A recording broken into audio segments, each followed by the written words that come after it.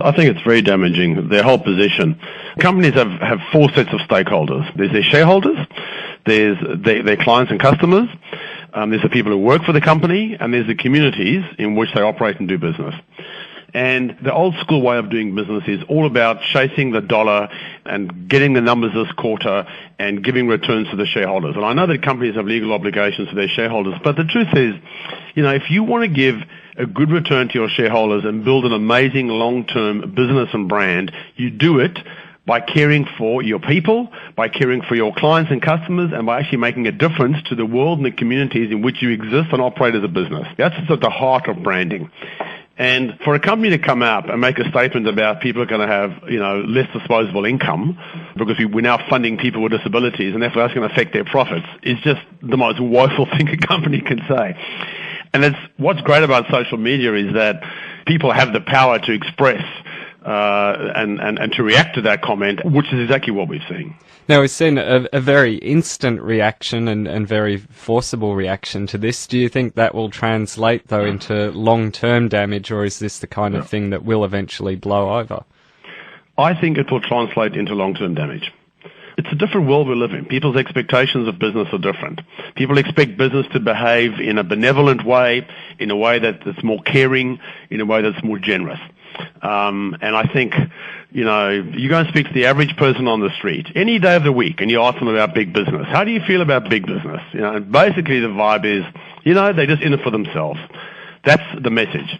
Now, some businesses are starting to change that. And for Myer to make a statement like this, it just speaks to who they are. And unfortunately, I don't think it's something it's something they can work their way out of, but I think they've got to look deep into their heart and their soul and go, what are we all about as a business and a brand? What do we really bring to our customers and clients and people who work for us? How do people who work for Myer, how are they feeling this morning?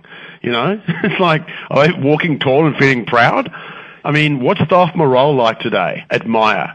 I reckon it's pretty bad. Is that good for business? Heck no, How are people feeling about it? Is that good for business? Heck no. So to make a statement like that is a typical short-sighted kind of thing around, we're chasing a dollar, we're chasing a profit. But really, if you want to have a high-performing, amazing business, the way to do it is to build a brand and a company that people love, that people admire, that people want to be a part of. And that's the way to do it. And to make comments like this is alienating, and it's not going to help their cause at all. Now, in the apology for the comments, I noticed that Myer's chief executive and the company again reiterated that an extra levy would be bad for the company's profits. Is that the right way to go about rectifying any of this damage if you're going to issue an apology? No, I don't. It sounds like a conditional apology. Of course, if people have less disposable income, it's going to affect their shopping habits. Of course it will. Everyone knows that. But there's a kind of bigger good going on here. People with a disability. The whole concept of me having to pay a share of what I earn so people with a disability can be better catered for and looked after. No one in their right mind has an issue with that. That's what it means to be Australian. That's what it means to have a fair go. These are the sort of values that our society cherishes. And for a company to make a statement like that puts them completely at odds with what society is feeling and believing. If you had some brief advice for Myer about how to go about fixing this, what would be the first thing you'd say they should do? Look into their heart, look into their soul, know what it is, what they're really about. Why do they exist as an organization? Why should anybody care? What's their contribution to people here in Australia, apart from just selling them stuff?